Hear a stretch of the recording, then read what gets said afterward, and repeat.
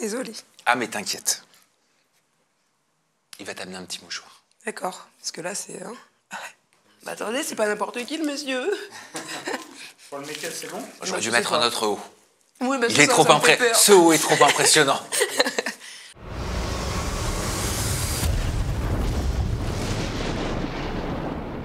Allez, on fait une grande respiration. C'est bon. Ça fait du bien? Ouais. Pourquoi t'es toute stressée comme ça? C'est mon haut? J'en fais tomber mon iPad. C'est le haut un peu gladiateur. Je me crois dans l'arène. Oui, tu te crois dans l'arène. Mais ça va? Oui, ça va très bien. Très très bien, en plus, c'est vrai. Et je suis contente d'être là et vraiment, je voulais vous remercier de me recevoir ici. Tu quoi? Je voulais vous remercier de me recevoir ici. Alors, ta marque de respect est très mignonne, mais est-ce que tu peux me tutoyer, s'il te plaît? D'accord. On la refait, tu me tutoies. D'accord. Allez, vas-y, Ophélia. Alors, on fait quoi, du coup? Le bonjour, salut. Ben, juste, Non, à la rigueur, tu peux me dire la même chose, mais dis-moi tu. Tu vas me gêner si tu me vois. D'accord. Je suis ravie d'être ici, c'est tout. Voilà. Ah, t'arrives pas à me tutoyer? Non. Si, bon, ça va venir. Je suis ravie d'être ici, merci de me recevoir.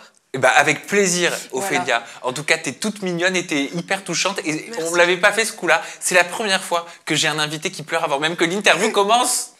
Comment t'expliques cette émotion? Je sais pas, je pense que tout va très très vite dans ma vie. Ouais. Et en fait, je me dis, aujourd'hui où j'en suis, c'est peut-être rien pour, Ouais. c'est peut-être rien pour les gens qui ont l'habitude de faire ça, qui ont cette place-là, enfin, qui sont au devant de la scène, etc. Mais moi, sachant d'où je viens et d'où je pars, enfin, c'est énorme d'être ici. Et je suis touchée, ça me fait bizarre et je suis fière en même temps, je sais pas. C'est peut-être rien pour vous, mais je suis fière de moi, d'être ici. Mais arrête, parce que moi, ton émotion, là, elle va me... Non, mais c'est bon, Elle va s'emparer de moi et je vais me mettre à pleurer avec toi. C'est bon, ça va. C'est beau ce que tu dis. Ah ouais, c'est ouf, hein. Moi, je trouve ça hyper touchant, ce que tu es en train de dire. Ah ouais, mais bon. Ils se rendent pas compte, les gens, hein. Ils se rendent pas compte que c'est pas rien. Ouais, quand même. Elle ressemblait à quoi, ta vie, pour que tu réalises aujourd'hui le chemin que tu as parcouru? Ah ma vie, c'était pas celle-là du tout, hein. Je suis une petite... Non, mais là, on va être dans l'émotion. Mais je suis une petite fille de base originaire de la Guadeloupe, donc qui est français, mais de l'île de la Guadeloupe. Et il faut savoir que, bon, j'ai une enfance un peu difficile, avec des parents très, très compliqués. Voilà. Petite fille battue, voilà, mère aussi, voilà. Donc, Okay. le contexte fait qu'aujourd'hui, me voir ici, c'est une fierté pour moi. Et d'ailleurs, pour tous les gens qui me connaissent et qui connaissent mon parcours, ils vont aussi être fiers de me voir chez toi, du coup, Sam. Et je me dis, derrière toutes les petites filles ou les gens qui vivent ce genre de choses, de me voir là et de raconter peut-être un peu ma vie et mon histoire, ça peut les encourager pas à changer peut-être toute leur vie, mais à oser faire des choses et à oser tenter pour qu'il se passe quelque chose. Et c'est dingue et je suis contente d'être là, vraiment. Alors merci de me recevoir. Eh ben, je suis ravi, moi, de t'accompagner pour ta première prise de parole en interview en toute intimité. C'est gentil. Parce que tu as participé à une émission qui s'appelle À Ex on the Beach. Et c'est l'opportunité de venir à ta rencontre aujourd'hui, de savoir d'où tu viens, quelle était la petite fille, justement. Qu'est-ce qu'elle a vécu, cette petite fille, pour devenir la femme que tu es aujourd'hui? Tu as 28 ans. J'ai 28 ans. Tu as 28 ans, ok. Tu acceptes de me parler un petit peu de ton enfance, de cette enfance qui semble quand même très compliquée et pas commune? C'est clair, oui, j'accepte ça avec grand plaisir parce qu'aujourd'hui, j'ai fait le cheminement. Donc, on n'est jamais fier d'avoir ce genre de vie, mais par contre, on est fier de la personne qu'on devient suite à tout ça. Donc, aujourd'hui, je peux en parler, même si ça m'émeut toujours autant. Mais oui, je peux en parler avec grand plaisir. Et d'ailleurs, si ça peut aider, c'est le principal. Tu as toujours vécu dans la violence, enfant? Toujours. Depuis la naissance? Très, très tôt. Parce que même si... à mon jeune âge, c'était pas moi directement qui était visée par les coups, c'était ma mère, c'était ma grande sœur.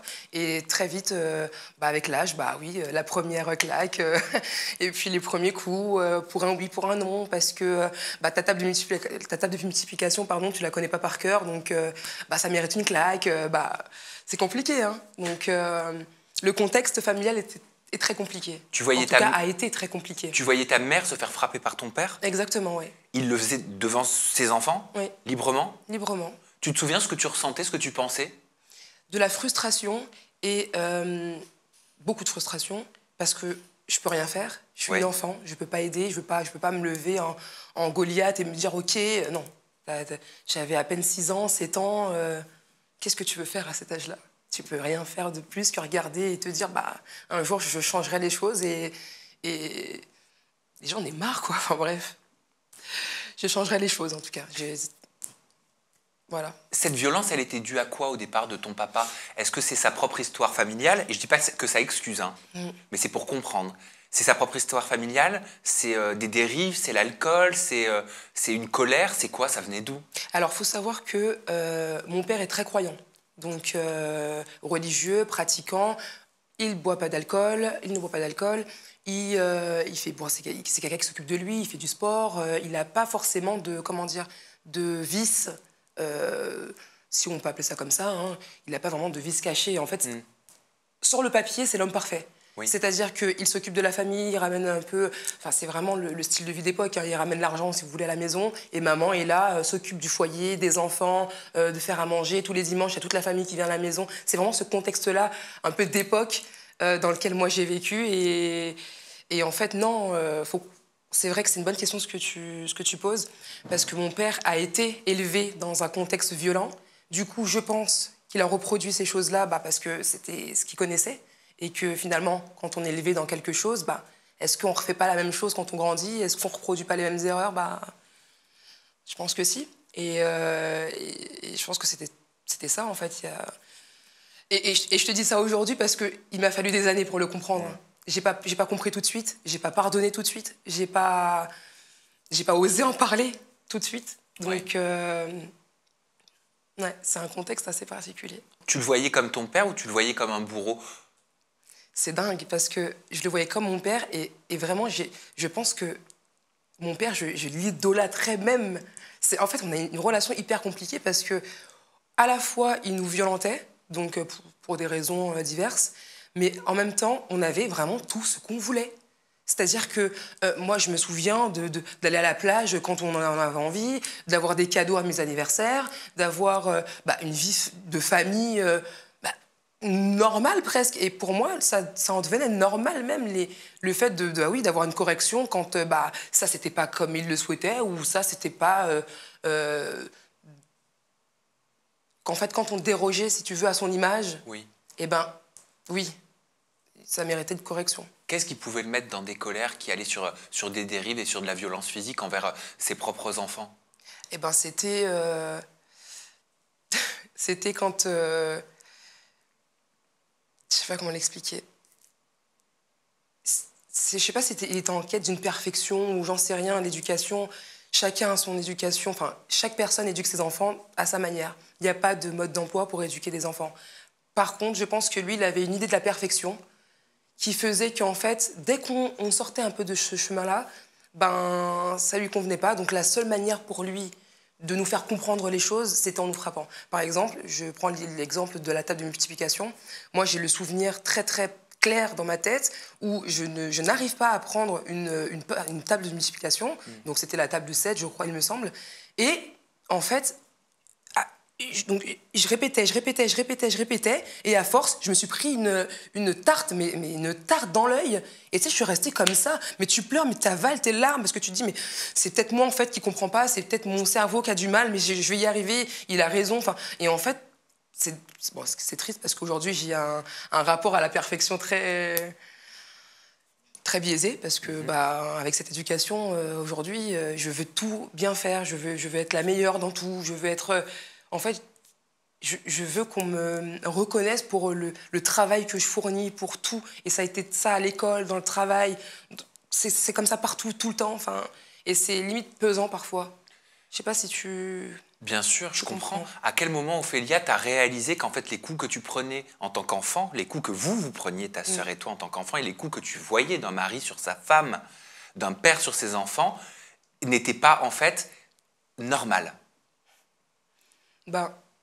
Pour être honnête, je l'ai compris très très tard. On était déjà partis, on avait déjà fui, parce que c'est ce qui s'est passé, on a fui pour quitter, pour arrêter cette situation, on a dû fuir. Avec ta mère? Avec ma mère. Donc il y avait ma grande sœur, moi et mon petit frère, et le dernier qui avait à peine 1 an, il avait à peine 1 an. On a dû partir parce qu'il a été au travail et que On a pris un billet d'avion grâce à mon oncle, etc. Enfin, une grosse histoire. Et en fait, c'est bien plus tard, il me semble que je devais avoir 16 ans ou 17 ans, quand je me suis dit, mais attends, mais c'est pas possible. Je commence à avoir mes premières relations avec les hommes. Et je me dis, mais c'est pas possible. En fait, personne ne se comporte comme ça. Et puis, tu vas chez tes copines, tu vois les gens se comporter. Quand tu vas à l'école, tu vois les parents de tes collègues. Tu vois bien qu'en fait, non, il y a que chez toi que ça se passe comme ça. Donc oui, là, tu commences à te poser des questions. Quand tu dis, bah attends, ma copine, son père, il n'est pas en train de lui mettre des tares dans le visage tous les 4 matins parce que elle a mis une jupe au-dessous du genou, parce qu'elle ne connaît pas sa tarification, parce que elle écoute du je ne sais quoi comme musique, et parce que la musique, c'était quelque chose aussi. Hein. Nous, on n'écoutait pas de rap, on n'écoutait pas de musique trop violente, c'était des musiques du Seigneur, enfin, très religieux, quoi. On était vraiment dans le contexte religieux. Et il fallait pas que ça sorte de ce cadre, si je comprends bien. Il fallait pas du tout que ça sorte de ce cadre, pas du tout. C'était tabou, le sujet de la violence dans la famille, où vous en parliez? Ah non, c'est tabou, et ça l'est encore aujourd'hui. Avec ta maman encore aujourd'hui? Ah mais oui. Je vais te faire une petite confidence. J'en parle avec toi. Je n'ai pas parlé de ça avec elle depuis peut-être 5 ans, voire même plus. Donc en fait, elle va m'entendre ici, chez toi, parler de ça. Et je sais, je sais que elle sera émue en regardant ça, sûrement. Ça me touche aussi. Mais voilà, sache maman que je suis prête à en parler, que tu peux le faire aussi avec moi, en tout cas. Qu'est-ce que tu veux lui dire à ta maman? Que je la comprends. T'as l'impression d'être chez le psy, c'est pas possible. C'est pas possible. Je la comprends parce que, tu sais, j'en ai voulu pendant des années et des années. Je me suis dit, mais pourquoi, en fait, elle nous laisse, genre, vivre ce genre de choses? Pourquoi elle s'en va pas? Pourquoi? Et c'est très compliqué. Une femme amoureuse, elle se rend pas forcément compte de ce qui va pas. Elle se dit que c'est elle le problème et tout. Et moi, j'en ai voulu pour ça parce que je comprenais pas. Je me suis dit, mais j'étais une enfant. Je me suis dit, mais pourquoi elle nous laisse vivre tout ça? En tout cas, moi, de ce que j'ai ressenti, pourquoi elle me laisse vivre tout ça? Qu'est-ce que j'ai fait? Qu'est-ce que j'ai demandé? Enfin, je suis quelqu'un de bien. J'ai toujours été quelqu'un de bien depuis que je suis toute petite. Je fais tout à l'école. J'ai toujours tout fait pour être la meilleure et tout. J'ai eu tous mes diplômes, etc. Enfin, tout. Et j'ai jamais compris pourquoi, en fait, elle n'osait pas partir. Et en fait, elle attendait juste que nous, on lui dise qu'on en avait marre et qu'on n'en pouvait plus pour pouvoir prendre une décision. Parce que d'elle-même, en fait, elle n'arrivait pas à partir et elle n'arrivait pas à avoir ce déclic, si tu veux, de se dire, OK, là, mes enfants viennent me voir et me disent qu'ils n'en peuvent plus et qu'ils se sentent en danger. Donc oui, là, il faut que je fasse quelque chose. Je ne peux pas les laisser comme ça. Et il a fallu que nous, des enfants, on lui dise on n'en peut plus pour qu'elle ait ce déclic de se dire, ça y est, il faut faire quelque chose. Mais tiens, si tu veux un petit mouchoir. Merci. En fait, j'aimerais vraiment lui dire qu'aujourd'hui, à 28 ans, déjà, je lui ai pardonné et que je comprends, en fait, ce qu'elle a vécu et que j'aimerais aussi qu'elle me pardonne parce que je lui ai fait vraiment... Mais te pardonner de quoi? De lui avoir pas fait la misère. Mais... Tu faisais des reproches? Des reproches, je comprends. J'étais très dure, hein. J'étais aussi autant à l'école, ça se passait bien, autant. D'accord, mais mon comportement, mon caractère, c'est depuis le plus jeune âge. Hein. C'était des oui, je comprends pourquoi il te. Parfois, c'était je comprends pourquoi il te frappait, des trucs très très durs que j'ose même pas répéter là. Donc tu culpabilises encore aujourd'hui de ces mots mais oui. Que tu as pu prononcer quand tu n'étais qu'une enfant. Oui, et que j'ai prononcé encore il y a quelques années. Genre 4 ans, 3 ans. Pourquoi tu disais ça? Est-ce que c'était ta colère qui parlait? Oui. Est-ce que c'est parce que tu lui en voulais de ne pas vous avoir sorti de cette situation peut-être plus tôt? J'en ai voulu pendant des années. Hein. C'est de ne pas nous avoir fait sortir de cette situation plus tôt, j'en ai voulu jusqu'à aller, franchement, il y a 2 ans. Et ensuite, oui, tout ce comportement que j'avais, c'était une colère que j'avais en moi parce que, en fait, la colère, si tu veux, elle découlait d'une incompréhension de la part de ma mère, parce que je ne comprenais pas pourquoi elle était restée autant de temps, une incompréhension par rapport à mon père, mais pourquoi lui aussi se comportait comme ça? C'est très récemment que j'ai compris que lui aussi était un enfant battu, que lui aussi a une éducation très, très, très, je dirais même sauvage.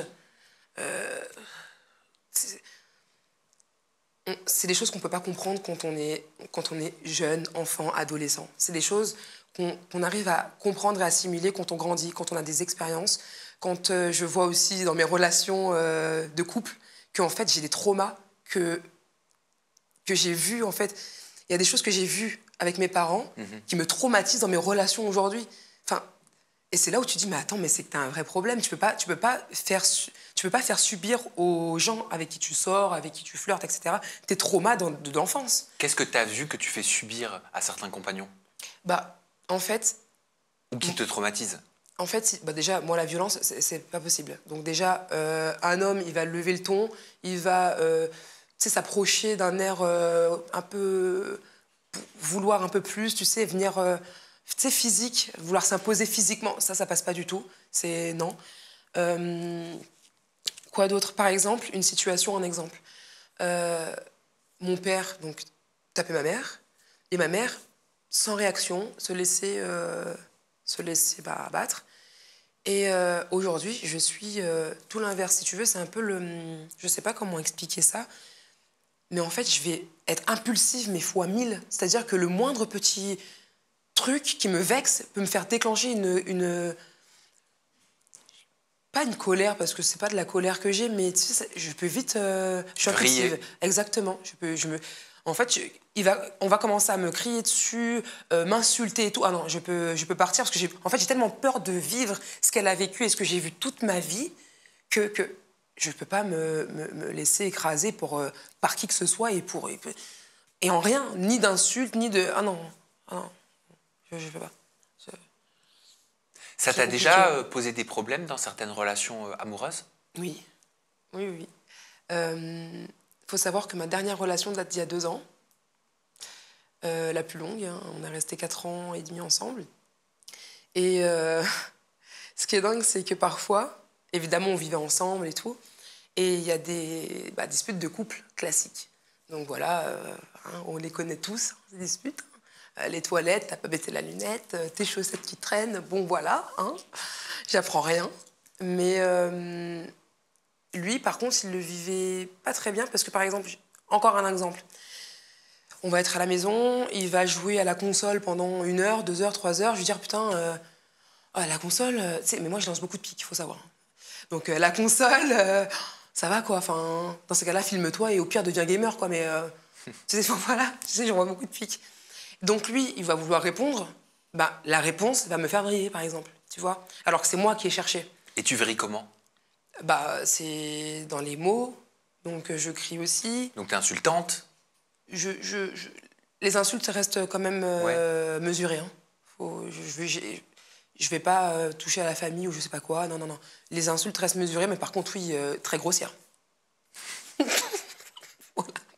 C'est comme ça que tu exprimes ton trauma? Oui, c'est comme ça que j'exprime, parce qu'il y a un cheminement après qui a été fait. Hein. Après, certains te diront c'est pas une raison pour le faire subir, mais j'ai l'impression que tu en as conscience. Aujourd'hui. Voilà, et que tu travailles dessus. Aujourd'hui, oui. Et Dieu merci, aujourd'hui, oui. Mais je me suis surtout rendu compte que je ne pouvais pas faire vivre aux gens, aux autres, mes traumas d'enfance. En fait, mes traumas que j'ai eus dans mon enfance ne définissent pas la personne que je vais être demain et ni celle que je suis aujourd'hui. Donc, pourquoi je devrais faire vivre ça aux autres?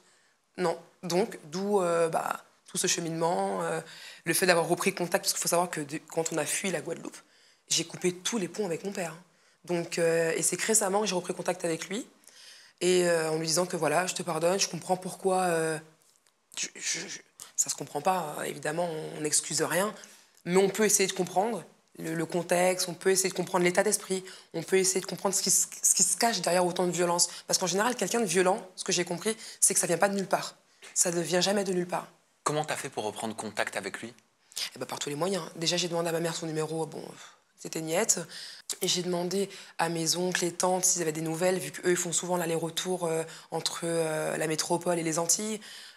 Oui, des nouvelles, etc. Donc, de fil en aiguille, on a réussi à avoir son numéro de téléphone, parce que lui, il faut savoir qu'il vit entre la Guadeloupe et la Dominique, l'île de Dominique. Donc, c'est des micmacs, mais j'ai réussi à avoir son numéro. Donc, j'appelle 1 fois répondeur, 2 fois répondeur, et un jour, comme ça, il me rappelle, et c'est venu comme ça. Qu'est-ce qu'il t'a dit? En fait, au départ, rien. C'est les larmes aux yeux. Et même moi, Et les premiers instants, je m'en souviendrai tout le temps. Allô? Oui. Je fonds en larmes. Tout ce que j'ai gardé au fond de moi depuis toutes ces années, depuis... J'ai 28 ans et j'ai reparlé avec lui quand il y a... Vraiment, mon père, j'ai reparlé avec lui il y a 7 mois. Et en fait, j'avais l'impression d'avoir 12 ans. J'avais l'impression d'être retournée au moment où je l'ai quitté. Et j'étais comme ça et je me dis, mais... Bon, aujourd'hui, tu me vois, tu te dis, bah, attends, grande dame que t'es, grande bouche, t'arrives pas à dire 2 mots à ton père, c'est pas possible. Et en plus, je me suis fait des scénarios. Hein. Quand je vais l'avoir au téléphone, je vais lui dire ça. Non, non, non, non. J'étais comme ça, larmes aux yeux, pendant je sais pas combien de temps. Et il m'a dit, tu veux que je raccroche et on se rappelle? Et oui, on a raccroché et on s'est rappelé 2 jours plus tard. Et du coup, 2 jours plus tard, tout ce que j'ai pas osé lui dire quand j'avais 12 ans, 13 ans, je lui ai redit là. Donc tu lui as fait des reproches?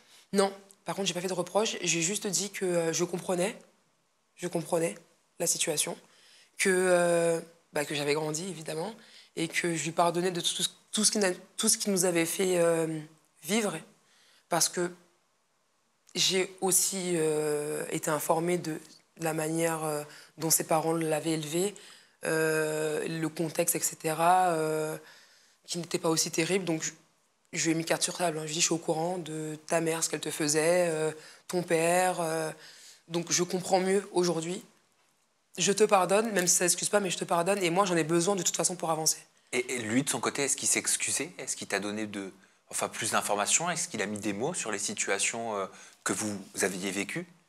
Oui, oui, oui. Il m'a répondu quoi? Il m'a dit que, tu sais, l'être humain n'est pas parfait, que j'ai fait ce que j'ai pu, mais vraiment, il m'a dit j'ai fait ce que j'ai pu, et en tout cas, sache que je parle avec lui, mais je pense qu'il parlait les enfants, tous ses enfants, sache que je t'aime vraiment et que je suis désolée pour tout ce que je t'ai fait. Aujourd'hui, vous êtes en contact? On est en contact. Vous parlez régulièrement? Pas régulièrement, mais on est en contact.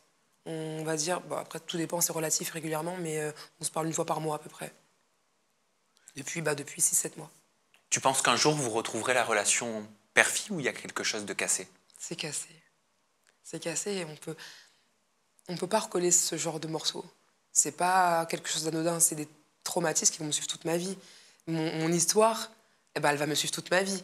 Ok, je vais changer, je vais devenir une meilleure personne, je vais devenir... et je deviens, et je suis même une meilleure personne. Mais ça reste, ce qui s'est passé restera. Et c'est comme ça. Et on peut pas faire autrement. Donc non, les liens sont brisés. Tu as eu plusieurs vies Oui. aussi. Tu as travaillé dans la restauration, tu as travaillé dans l'immobilier, Oui. tu as travaillé au Sénat. Oui. Ouais. Qu'est-ce que tu faisais au Sénat? La restauration. En fait, il faut savoir que donc j'ai commencé mes études dans la restauration parce que ma mère était fanat de cuisine. Il faut savoir que mon frère est barman, mon cousin est chef cuisinier, j'ai une de mes cousines qui est pâtissière. En fait, on a une famille vraiment de cuisiniers. On adore la restauration, on aime partager, on aime bien manger. Mais on a toujours une petite appétence pour tout ce qui était culinaire. Et donc pour moi, c'était une évidence. Hein. J'ai fait mon baccalauréat professionnel, mon BTS dans ce secteur-là. Et ensuite, parce que j'ai tenté, parce que c'est le mot d'ordre, tentez et vous verrez, j'ai postulé au Sénat, parce que je suis tombée sur une offre en plus comme ça, je ne sais même plus où c'était sur LinkedIn. Oui, sûrement, peu importe. Et on m'a pris en entretien, je pense que c'était le lendemain. Et en fait, le jour même, mon employeur me disait c'est OK pour moi, on adore ton profil, donc let's go. Et je suis restée au Sénat plus de 4 ans. Et qu'est-ce que tu faisais donc justement dans le domaine de la restauration au Sénat? Alors, j'ai commencé donc chef de rang, ensuite j'ai évolué en assistant maître d'hôtel, et ensuite je suis passée maître d'hôtel. Donc, qui veut dire que tu t'occupes des équipes, tu gères des événements. Et tu voyais donc des politiques? Des politiciens. Régulièrement? Oui, c'était ma routine. Tu les as tous vus passer? Tous, je sais pas, mais en tout cas, les sénateurs, oui, des députés, oui, beaucoup de monde. Et ça change quoi par rapport à un restaurant ou une cantine traditionnelle? C'est exigeant, c'est beaucoup plus exigeant. Et puis, ils s'y connaissent. Hein. Ils s'y connaissent en gastronomie. Donc, il faut connaître son métier, il faut connaître... faut avoir un minimum de culture. Les gens pensent que la restauration, c'est un métier, si tu veux... lambda. Tu sers et puis tu débarrasses. Non, non, non. Faut savoir que quand tu prépares ton baccalauréat professionnel, tu as plus de 365 fromages à connaître. La façon dont ça a été maturé, pareil pour les vins. Tu dois connaître les cépages, tu dois connaître les millésimes, etc. En Bourgogne, quels sont les cépages de la Bourgogne, Bordeaux, les meilleures années, etc. Enfin, il y a énormément de connaissances derrière ce métier. Et bah, d'ailleurs, on le voit, les grands sommeliers, les grands maîtres d'hôtel, c'est pas des gens qui n'ont rien fait. Et très souvent, on a le cliché un peu de bah, tu veux un job de vacances? Bah tiens, fais de la restauration. Bah oui, d'accord, si tu veux. Mais derrière ce métier se cache énormément, énormément de connaissances et de travail. Et de travail. Dans un TikTok, Ophélia t'a dit « C'est normal que je me fasse plus draguer par des filles que par des mecs ?» Ah, c'est vrai. Ah, c'est Vous vrai. m'avez eu, là. Bah oui. Oui, oui, oui, oui. Faut savoir que je change beaucoup de coupe de cheveux. Donc, j'adore me raser les cheveux. En général, bon, je les coupe, je suis blonde, brune, bon, ce que tu veux. Et c'est vrai que quand je me rase les cheveux, je me fais vraiment draguer par beaucoup de femmes. Mais vraiment. Bon, ce n'est pas pour me déplaire. Mais, mais bon, ouais, c'est vrai, c'est étonnant. Si tu dis « c'est pas pour me déplaire », ça veut dire que tu te considères bi? Alors, non, parce qu'aujourd'hui, avec les expériences, parce que j'ai essayé, avec l'expérience, je peux assurer que je ne me verrai pas en couple avec une femme. Parce que j'aime l'homme masculin et tout ce qui dégage, enfin, la virilité, un peu, enfin, j'aime certaines choses chez l'homme que je ne retrouve pas chez la femme. Par contre, c'est vrai que les femmes ont cette douceur, elles ont cette compréhension. En fait, on se comprend physiquement. On sait finalement ce qu'on aime, ce qu'on n'aime pas. En fait, on connaît nos corps. Là, tu parles de l'intimité. Là, je parle de l'intimité. On connaît nos corps et c'est plus simple. Et c'est plus simple et je dirais même c'est plus... Après, attention, je n'en fais pas une généralité. Enfin, attention, hein. Chacun a vécu ses expériences et tout. Mais en tout cas, moi, les expériences avec les femmes que j'ai eues, pour le coup, agréablement surprise, c'était fluide, sain, c'était apaisant, c'était bien. Mais ça veut dire que tu es sexuellement parlant attiré par le corps féminin aussi. Oui, complètement. Encore aujourd'hui. Complètement, oui. Donc tu peux autant avoir une relation intime avec une femme qu'avec un homme. Oui, complètement. C'est ce qui m'arrive. C'est ce qui t'arrive régulièrement? Oh, c'est relatif, hein, régulièrement. Mais oui, c'est ce qui m'arrive. Et est-ce que tu as des préférences, vu que tu connais les deux, ou alors rien à voir, c'est juste l'alchimie que tu partages sur le moment même? Rien à voir. C'est plus, oui, c'est une question d'alchimie. Et je pense que les deux ne m'attirent pas de la même manière. C'est-à-dire que chez un homme, comme je viens de te le dire, je vais rechercher un peu ce côté viril, ce côté dominant, ce côté mâle, alpha, tu vois. Alors qu'avec une femme, c'est moi qui vais prendre ce truc-là.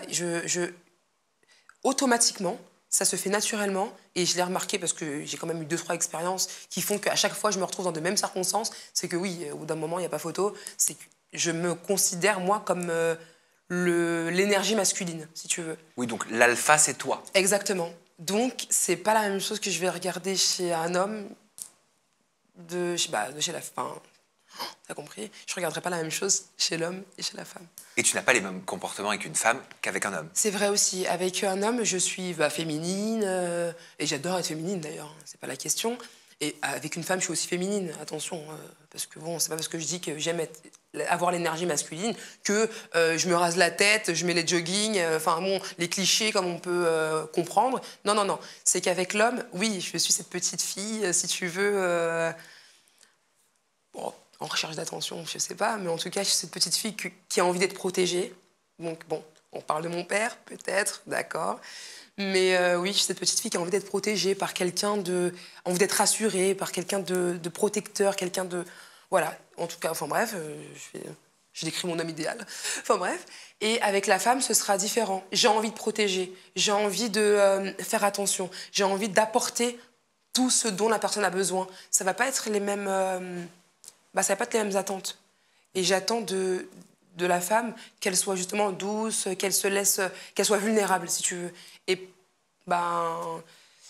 c'est à double tranchant parce que du coup, je me laisse pas l'opportunité de moi être vulnérable avec une femme. Et c'est peut-être pour ça que je me vois pas en couple avec une femme. Parce que je me dis, à aucun moment, je me sens capable de de me livrer, de m'ouvrir à un point, parce que c'est pas le rôle d'un mâle alpha, tu vois. Et comme c'est, je sais pas si c'est très clair, mais en tout cas, comme c'est mon rôle, j'ai l'impression que c'est mon rôle avec la femme d'être ce mâle un peu dominant, pour moi, ça laisse pas place à la vulnérabilité. Après, j'ai peut-être une vision biaisée de l'homme et du mâle par rapport à mon père, etc. Mais c'est comme ça que je vis les choses aujourd'hui. C'est ta vision à toi et merci de nous la partager. Tu parlais de tes changements capillaires, Ophélia. C'est vrai que dans Ex on the Beach, tu n'as pas les cheveux longs comme aujourd'hui. Non. T'as la boule à zéro, Oui, quasiment. enfin à zéro, oui. Presque. 2 cm à peu Voilà, près. 2 cm. Oui. Est-ce que tu vois un changement de comportement chez... bon, tu nous as dit chez une femme, mais chez un homme, pour le coup, en fonction de si tu as les cheveux longs ou si tu as les cheveux très courts? Oui. Quand j'ai les cheveux courts, j'ai l'impression d'être déjà moi. Je sais, bon, ça c'est peut-être aussi ma vision, mais j'ai l'impression d'être beaucoup plus. Je dégage quelque chose de plus. Je ne saurais même pas mettre de mots dessus. De plus. Sûr de toi? Oui. Bah oui, en fait. Parce que je me dis qu'en fait, t'es obligé de t'accepter. T'as pas de cheveux. C'est toi et ton visage. Donc en fait, si tu t'aimes pas, bah en fait. T'as pas d'autre choix en fait que de t'aimer. Oui, t'as plus ton maquillage capillaire ben oui, en fait. Mais oui, parce que regarde là, je peux faire la belle avec mes cheveux, je peux me cacher. Tu vois, tout à l'heure, j'avais des larmes aux yeux, je pouvais détacher, tu sais, on a plein de micmacs avec nos cheveux. Et quand on n'a pas, t'as plus un peu cette barrière protectrice que tu peux avoir avec tes cheveux, tu vois. T'es nu Mais quelque oui, part. t'es à nu face à tous. Donc, je sais pas, je m'éparpille, la question c'était... Ah bah non, mais c'était la différence de perception, de regard qu'un homme peut avoir sur toi quand t'as les cheveux très courts ou les cheveux très longs. Ça, c'est intéressant parce que, 2 points. Il faut savoir que quand j'ai les cheveux courts, déjà, ça effraie les hommes. Je sais pas pourquoi. Je sais pas. Ça effraie. Ah, bah tu leur enlèves leur virilité. Ça doit être ça, oui. Et je me vois pas avec une nana qui a les cheveux rasés. Bon, enfin bref.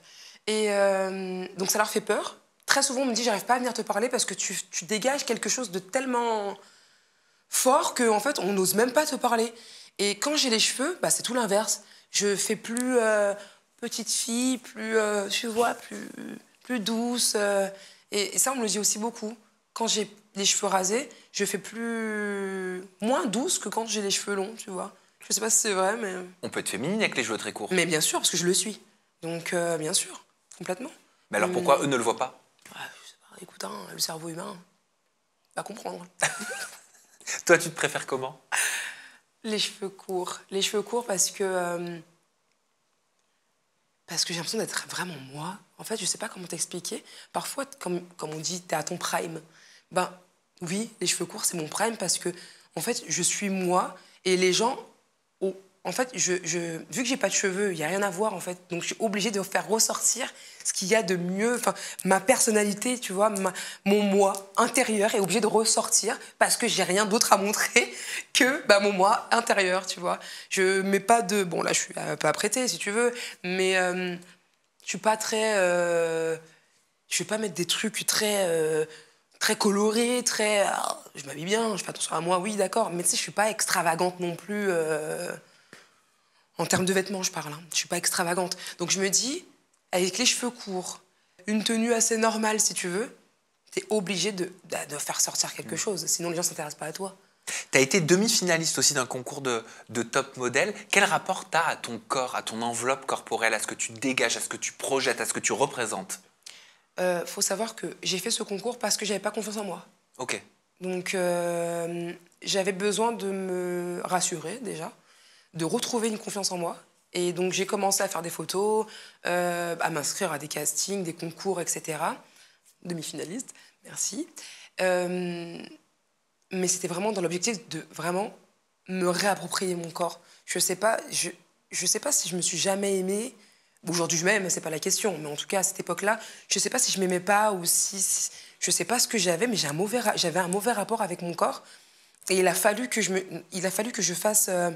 un travail sur moi-même pour comprendre déjà comment ça se fait que j'arrivais pas à... Tu sais, j'aimais pas mes jambes, j'aimais pas mes bras, j'aimais pas ci, pas ça. Je me trouvais plein de défauts tout le temps. Et le fait de franchir le pas, de oser faire quelque chose pour travailler ça, et même le fait que les gens aussi te disent que t'es belle, que si, que ça te rassure, ça fait du bien et ça t'aide vraiment à prendre confiance et à te dire, ok, en fait, tu te vois pas de la bonne manière, en fait. Et tu as été demi-finaliste d'un concours de top modèle, on est d'accord? Exactement. Avant que tu fasses une rhinoplastie. Ah oui. Avant que tu fasses ta première chirurgie Oui, esthétique. Oui, oui, c'est dingue. Ben oui. Mais alors, Oui. pourquoi ça ne t'a pas donné confiance en toi plus que ça? Pourquoi la chirurgie esthétique? Pourquoi tu as voulu refaire ton nez? Parce que j'ai toujours été complexée par mon nez. Et en fait, ce complexe est venu de propos qu'on m'a tenus très souvent quand j'étais enfant. Que ce soit à l'école, autour de moi, même ma famille. Hein. Quel propos? T'as un gros nez, c'est des trucs, ton nez prend tout ton visage. Enfin, en fait, tu te sens jamais belle, tu vois. Et ce complexe est venu de là, et c'est arrivé très très tôt. Hein, parce que dès mes 16 ans, aujourd'hui j'en ai 28, et j'ai refait mon nez il y a 6 mois. D'ailleurs, c'est ma mère qui m'a dit, mais tu sais que t'as commencé à me parler de ton nez, t'avais 16 ans. Ah oui, tu m'étonnes, vu qu'on n'a pas arrêté de dire que j'avais un gros nez toute ma vie, donc tu m'étonnes. Mais oui, en fait, parfois on a beau te dire que t'es belle, que t'es ci, que t'es ça, quand t'es complexé, t'es complexé. En fait, quand on t'envoie, si tu veux, des informations et qu'on te les répète tous les jours, tous les jours, tous les jours, tu finis par y croire. 6 mois après, est-ce qu'elle a changé quelque chose dans ta façon de te voir, cette opération, cette rhinoplastie? Oui, oui, parce que, oui, déjà j'arrive même... C'est dingue parce que quand je me suis fait opérer,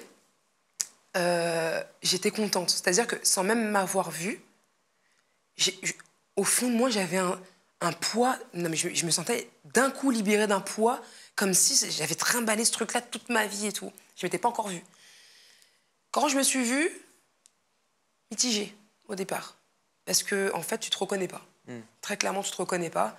Et il faut savoir que j'ai eu beaucoup de mal à me reprendre en photo après mon opération. J'ai eu beaucoup de mal à me reprendre en photo, en vidéo. J'arrêtais pas de mettre des filtres. Dès que c'était des filtres. Après, oui, il y avait la période de rétablissement. Donc, ça jouait aussi. C'était enflé, j'avais le visage enflé. Fallait que tout se remette un peu en place. Mais c'était très dur, c'était très dur. Même si je suis satisfaite de mon nez aujourd'hui, hein, je me trouve très jolie. Mais c'est très, très dur de se dire, OK, celle que je voyais tous les jours avant, elle est où? Elle est plus là. Et même tes traits, quand je souris, mon sourire, c'est pas le même. Tu vois, enfin, aujourd'hui, il y a Ex on the Beach en diffusion. Tu me regardes un épisode et tu me regardes aujourd'hui. Tu vois bien que j'ai pas les mêmes traits, que mon sourire est pas le même, mes yeux sont pas pareils. En fait, ça change vraiment tout sur ton visage. C'est énorme. Mais c'est pas pour rien que c'est le centre de notre visage. T'as envie Oui. de faire d'autres opérations ou tu t'arrêtes là? Oh, bon. Alors, la liste. Non, c'est une blague. Juste les seins, pas les gonfler ou je sais pas quoi, mais juste les remonter. Ils sont très beaux, mais j'aimerais juste les remonter parce que je trouve que ça fait un peu babouchka hein, sur les bords. Pourquoi tu trouves que t'as les seins tombants? Ouais, mais je pense que c'est ethnique, ça. Hein. On a nos seins qui tombent un peu. Ils sont beaux, mais ils tombent un peu. Mais c'est dingue, hein. On a ce besoin, et attention, je me mets dans le lot, hein, mais de quête de perfection, et tu le disais en introduction, je cherche à être un peu parfaite. Oui, dans tout, en plus. Dans tout. Ouais. Tu vois, donc Mais c'est même fatigant. physiquement, aujourd'hui, tu cherches une forme de perfection. Oui, c'est fatigant. Vraiment. Tu sais que ça m'arrive de faire des crises d'anxiété parce qu'en fait, j'ai tellement peur d'échouer que ça me rend malade. Mais t'as peur d'échouer par rapport à quoi? À tout, en fait. Mais je pense que vraiment, ça vient de mon enfance. À tout. À tout. En fait, j'ai peur de mal faire. C'est comme... c'est un peu comme toi. Voilà, je te rencontre, je suis émue et tout. Et je me dis, j'ai peur de... Je sais pas, genre, j'ai envie que tout se passe bien, que les gens m'apprécient, enfin, tu vois, que tu m'apprécies. Enfin, en fait, j'ai l'impression de toujours devoir tout faire pour que ça plaise à tout le monde, tu vois. Pareil pour mes études, le Sénat, etc. Ok, certaines personnes vont dire waouh et tout, mais en fait, j'ai fait ça pour que ma mère, elle se dise ah ma fille, je suis fière, pas parce que moi, au fond de moi, c'était vraiment ce que je voulais faire ou autre, tu vois. T'as un besoin de reconnaissance. Mais oui. T'as un besoin de reconnaissance parce que tu n'as certainement pas été assez reconnu. Oui. Tout simplement. Mais pas du tout. Mais tu sais que même quand j'avais des accomplissements, c'était très rare que quelqu'un me dise mais c'est dingue. C'était très rare que quelqu'un me dise c'est bien ce que tu as fait, tu vois. Excuse-moi. C'était très rare que quelqu'un me dise c'est bien ce que tu as fait, ce que tu as entrepris, et même ça n'a pas fonctionné, tu as tenté, c'est bien. Et aujourd'hui, je me regarde, je me dis mais tout ce que j'ai fait, il n'y en a pas beaucoup qui auraient fait ça ou même qui auraient réagi de la même manière que toi ou qui auraient pris leur courage à deux mains, mais même partir en Turquie, les gens ne parlent pas français, tu vas te refaire ton nez, imagine. Enfin, Qui fait ça? Personne. Enfin, t'as compris entre nous, mais faut avoir du courage pour faire ça. Il faut avoir du courage. Et oui, en fait, ça me blesse de... Enfin, c'est moi-même qui me blesse parce que je me dis, mais pourquoi t'attends que les gens te disent bah, c'est bien ou c'est pas bien, mais t'es courageuse, mais dis-le toi à toi-même. Et est-ce qu'il faut avoir du courage pour faire Ex on the Beach aussi? Mais oui. Ah, mais ouais, il faut avoir du courage pour faire de la télé. Non, Ah mais, bon? mais oui. Pourquoi? Mais c'est une expérience sociale de malade.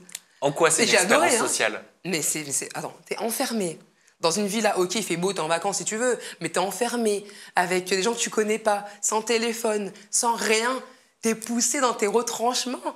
C'est énorme. Tu l'as bien vécu? Mais oui, je l'ai bien vécu, par contre. Bah, étonnamment, parce qu'on ne sait pas, en fait. Tant que tu l'as pas vécu, tu peux pas savoir si tu vas bien le Est-ce vivre. que tu t'es un peu libéré pendant cette aventure de tout ce poids? Est-ce que tu as pu te délester de tout ce besoin de perfection permanent, de plaire tout le temps? Est-ce que tu as pu te laisser aller? Bah, complètement, parce que, pour le coup, Ex on the Beach, c'était vraiment... Ex on the Beach, c'était vraiment un lâcher-prise. Mais... Et je me suis pas reconnue, parce que si, c'est complètement moi, mais je me suis justement reconnue des choses. Je me suis dit, en fait, bon, t'es quelqu'un de bien, t'es cool, t'es sympa, t'es drôle, bon, d'accord, mais en fait, il y a certains aspects de ma personnalité que je connaissais pas, tout simplement, et qu'il y a qu'en faisant cette émission que j'ai pu savoir que dans certaines situations, j'allais me comporter comme ça, dans certaines relations, bah, je suis plutôt comme ça que comme ça. Enfin, tu vois, on apprend beaucoup sur nous. Et ça, d'ailleurs, je trouve qu'on n'en parle pas forcément assez, tu vois. J'entends beaucoup dire oui, oh, bah, si c'était à refaire, je ne referais pas. Ah, et chacun fait ce qu'il veut, d'accord. Mais on ne parle jamais des côtés positifs que ça amène. On ne parle jamais du côté où bah, tu as appris sur toi. Tu t'es retrouvé quand même dans une situation où tu es obligé de te livrer aux autres, de t'ouvrir. Et il faut savoir, moi, je n'ouvre pas aux gens. Hein. Moi, je suis une porte blindée de base, émotionnellement parlant. Je n'arrive pas à m'exprimer. Et là, bah, j'étais obligée de m'exprimer. Et en fait, je me suis dit, mais au fait, tu vois, Ophélia, c'est pas compliqué. C'est pas compliqué. Est-ce qu'il y a mort d'homme? Non. Et en fait, expérience. Ah bah, ce que je comprends, c'est que ça t'a appris à relativiser. Mais oui. Est-ce que tu as relativisé quand tu as appris justement, alors que tu ne le savais pas, qu'il y avait une supercherie et que ton ex, un de tes ex en tout cas, ou une de tes ex, allait intégrer l'aventure? Ça, c'est vraiment un coup... Bon, comme on dirait en boxe, un coup bas. Hein. Parce que pour le coup... Ah non, mais moi, je pensais que j'allais, oui, des vacances de rêve. Hein. Non, mais je sais pas si j'aurais signé... si on m'avait dit que mon ex était susceptible de revenir, de revenir dans ma vie, je sais pas, mais en tout cas, de venir là faire des scandales, ou pas d'ailleurs, mais bon, je sais pas si j'aurais signé. Toi, ton ex, c'est Alex. Alex, oui. Oui, Alex. Parle-moi de l'histoire d'Alex. C'est quoi l'histoire d'Alex? Comment vous vous êtes aimés ou pas? Alex, il faut savoir qu'on s'est rencontrés en soirée. Et bon, très beau, DJ, bon, on aime la musique, on aime la fête, bon, tu connais, hein. Voilà. J'ai un petit fait pour les DJ, il faut le savoir. Et de fil en aiguille, en fait, on sortait tout le temps il mixait dans un club où j'adorais aller. Donc, bon, évidemment, tôt ou tard, on se croise, on parle. Et au départ, on a créé une petite amitié, si tu veux. Mais très vite, l'amitié est passée un peu plus que ça. Donc, des rapprochements physiques, voilà, hein, plus dans l'intimité. Je ne vais pas te faire de dessin. Mais par contre, ça a été court. Ça a été court. Ça a duré quelques mois, 3 mois à peu près. Mais aujourd'hui, on a encore une très très bonne relation et c'est le principal. T'étais amoureuse? C'était pas un... L'amour, ça c'est vraiment un grand mot, hein, mais c'était pas l'amour... C'était pas mon âme sœur. Mais par contre, on s'entendait tellement bien. En fait, on avait une relation tellement fusionnelle que oui, je pensais l'aimer, en tout cas. Oui, tu Après, ressentais des sentiments. Mais oui, exactement, j'avais des sentiments pour lui. Et lui, tu penses qu'il en avait pour toi aussi? Oui, oui, oui. Pourquoi ça s'arrête au bout de 3 mois? Peut-être 3 mois, c'est court, mais c'était peut-être intense aussi. Intense, oui. Je suis passionnée. Faut savoir que je me lasse vite. Voilà. D'accord, c'est bon. Oui, oui. J'ai compris. C'est toi qui t'es lassé. Oui. Tu l'as ghosté? Non, je l'ai pas ghosté, même si je le conseille. Je le conseille. Non, je suis pas toxique. Mais... Si tu l'as dit que t'étais oui, toxique en amour. c'est pour ça que je dis que je suis pas toxique. Bon, parfois c'est bien de ghoster. Hein. C'est plus facile. Non, mais c'est vrai. Parce que, bon, petit aparté, quand la personne en face est dans le déni, bah, et que tu justifies 100 fois que, bah, écoute, c'est mort, quoi. Bah, tu fais quoi? T'es obligé de ghoster. Excuse-moi. Ou alors tu dis les choses cash. Bah, tu les dis cash, le mec, il reste quand même. Hein. Moi, à chaque fois, ça m'arrive. Hein. Pourtant, Dieu seul sait à quel point je suis cash. Très souvent, je dis les choses. Écoute, ça va pas. Que ce soit sexuel, émotionnel, tout. Je n'ai aucun tabou à parler de quoi que ce soit. Donc, Et malgré ça, il y en a qui oui, restent. mais oui. Ah, ils partent pas. Ah non, ils partent pas. Hein. Ah bah oui, donc Je te sens pas visé. Hein. t'as plus de choix que de ghoster. Mais oui, je ghost, je bloque et puis voilà. Bon, certaines fois, ça m'arrive aussi de débloquer et de retomber dans mon ancienne soupe, mais bon. C'est Et aussi donc, bien. Alex, au final, c'est pas une si mauvaise surprise que ça. C'est une agréable surprise, Alex. Ah, C'est une agréable surprise. Je pensais pas que c'était lui en plus au départ. Je pensais que c'était un autre ex et tout. Je commençais à paniquer. Oh, bienvenue dans Ex on the Beach. Non mais quoi? Oh, je me rappelle comme si c'était hier. J'ai commencé à bader. En plus, tout le monde commence à pleurer et tout. Et moi, je me suis dit, mais attends, qui peut venir pour moi? Et la dernière relation là, de 4 ans et demi, ah non mais lui, c'est la misère. Hein. Lui, c'est la misère. Lui, s'il était venu dans cette émission, mais je pense que je sais pas comment j'aurais fini. Hein. En boîte. 4 ans et demi, c'est pas rien. Hein. Ah bah non, c'est pas rien. Non, c'est pas rien. Et Ouais, pourquoi, en plus, pourquoi on ça vivait s'était ensemble terminé et tout. avec lui? Parce que j'ai pris aussi la décision de tout arrêter. Mais il y avait Parce qu'il faut savoir qu'on il y avait une travaillait, raison. on travaillait ensemble au Sénat. On travaillait ensemble. Je vais voir cette vidéo. Sorry. Bon, enfin bref. On travaillait ensemble, en famille, avec son père, etc. Et c'était très compliqué. Ah bah oui, bah je comprends. Voilà. Et c'est pour ça d'ailleurs que je suis partie de là-bas. Ah bah oui, t'en pouvais plus. Très compliqué, hein, les relations professionnelles, amoureuses, tout ça. Bon, ne faites jamais cette erreur parce que c'est la pire qu'on puisse faire. Un petit mot sur Daniel, peut-être. Mignon, Daniel. Mignon, Daniel. Mignon, Daniel. Hein. Rapprochement avec Daniel. Ouais, mignonnet. Petit rapprochement mignonnet. Qu'est-ce qui te plaisait chez Daniel? Faut savoir qu'au début, j'étais pas forcément attirée par lui. Bon, physiquement, il a sa DA, etc. Il a son style et tout. Il aime la fête. Et tranquille, hein. La fête, mais tranquille. Très tranquille. Très tranquille, comme Ouais. ils disent. Mais en fait, on a parlé, encore parlé. Et en fait, plus on créait des liens amicaux, plus je me disais, mais en fait, il est intéressant, ce garçon. Très, très intéressant. Et je me suis dit, mais pourquoi t'as pas creusé directement dès le départ avec lui? Bah parce que lui, au départ, bon, c'est pas qu'il donne pas envie de creuser, mais bon, tu vois bien que tu sais pas trop si la porte est ouverte ou fermée, quoi. Donc bon, parfois, à défaut de se manger une porte, on préfère ne pas y aller. Hein. Karl. Karl, comment tu qualifierais ta relation avec Karl? Je dirais pas one shot, mais je dirais... Tu sais, Karl, c'est un peu l'ami que tu vas pécho quand t'as des petites peines émotionnelles et tout, tu vois. Oh bah c'est sympa pour lui. Non, mais j'adore Karl, hein. Mais lui aussi, pour moi, enfin avec moi, c'était pareil. Dans le sens où je sais que très souvent, on se retrouvait quand lui, il n'était pas forcément bien, quand j'étais pas bien. Et bien en fait, on était des bonnes piles, l'un pour l'autre, je sais pas si Oui, il y tu avait vois. le plus et le moins. Exactement. Quand il en avait besoin, j'étais là, et quand j'en avais besoin, il était là. Et oui, après des bisous, des câlins. Ami plus, quoi. Cédric, ami plus plus. Cédric, gros coup de cœur de l'aventure. Bah oui. Gros coup de cœur. Là, c'est pas ami plus plus. Non, lui, c'était vraiment coup de cœur. C'était vraiment coup de cœur pour le coup. Qu'est-ce qui t'a plu chez Cédric? Bah déjà qu'il est beau. Il est beau. Le rose lui allait très bien. Donc déjà, physiquement, pour moi, c'était top. Parfait, presque. Et ensuite, c'était sa manière d'être, de regarder, de parler. Il est très posé, calme. Enfin, mais en même temps, tu sens la virilité derrière. Donc, je sais pas, je sais pas, il y a un truc qui m'intriguait chez lui. Une virilité en plus en crop top, ça devait te plaire. Ah oui, bah là, les croque-top.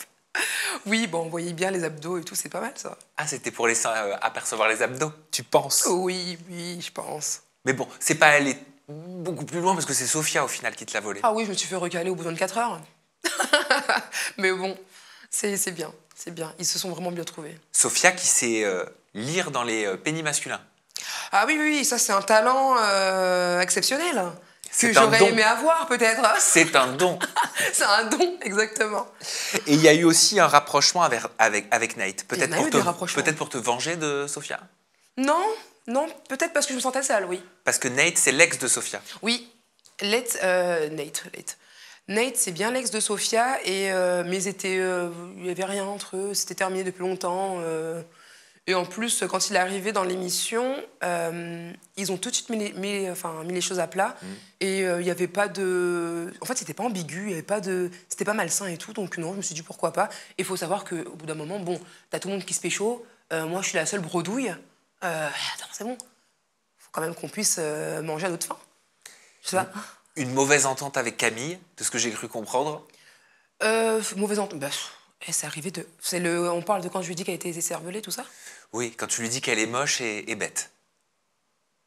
Moche, non. Après, c'est relatif, la beauté. Hein. Oui, après, parfois, l'impulsivité, comme je te disais.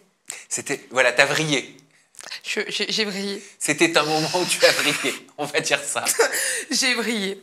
Oui, tu m'as bien cerné, j'ai brillé. Mais qu'est-ce qui t'a amené à vriller? Est-ce qu'il y avait un truc chez elle qui a fait que t'as dit ça? Mais c'était un truc tout con, je sais même plus. Mais tu sais que je sais même plus de quoi c'est parti, pourquoi je lui ai dit ça.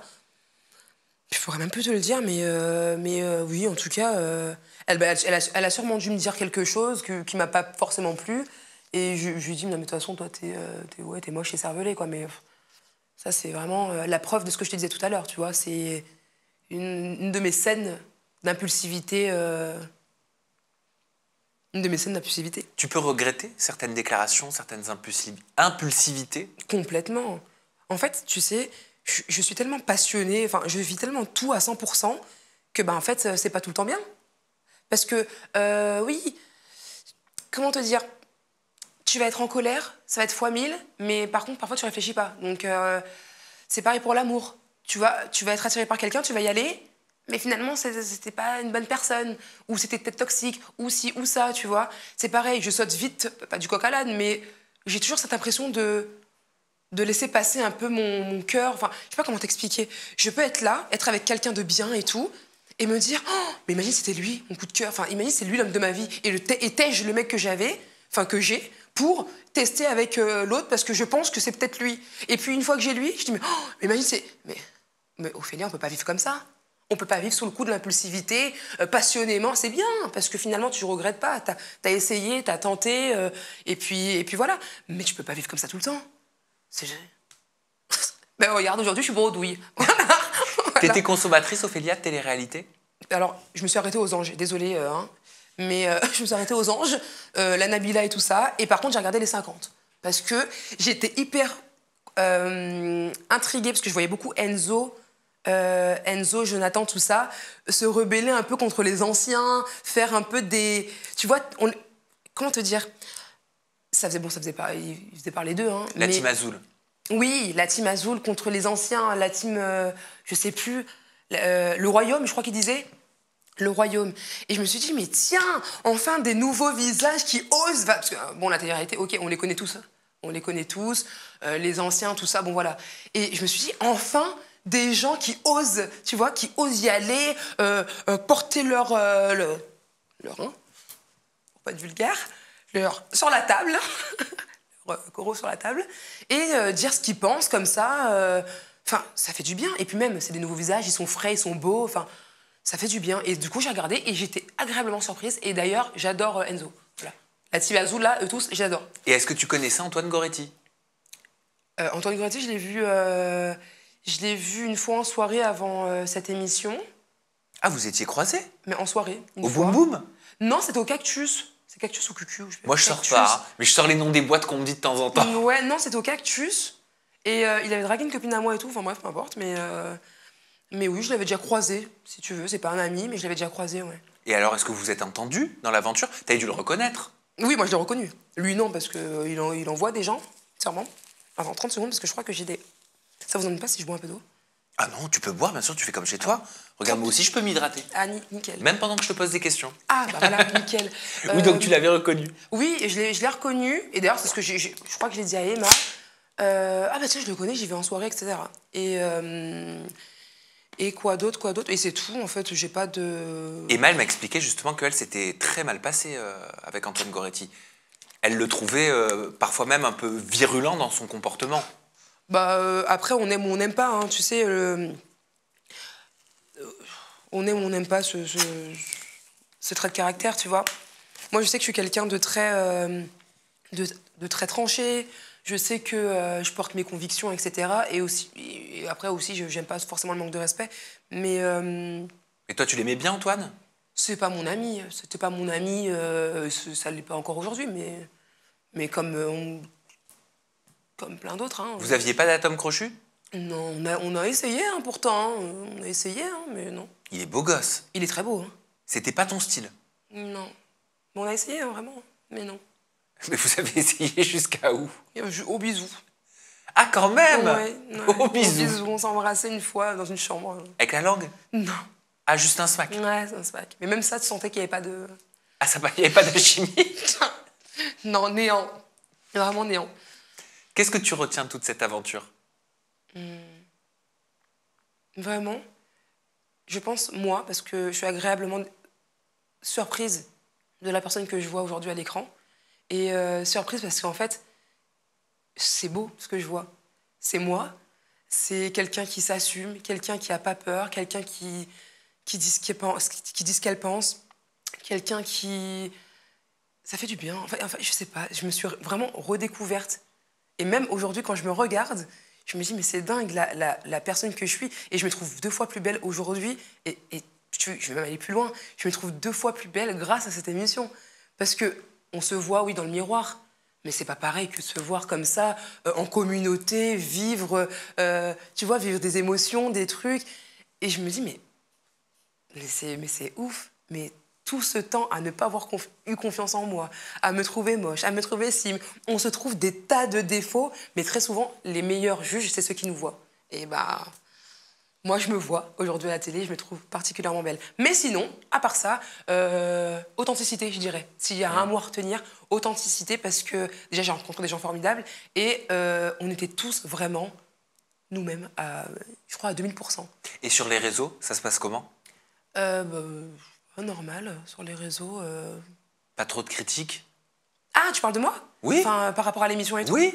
Non, et je suis choquée, je suis surprise que je plais aux gens. Et c'est cool, et merci, parce que je suis étonnée. Et à chaque fois, je me dis, c'est vrai ce qu'ils ont écrit. Et je suis toujours... C'est sûr.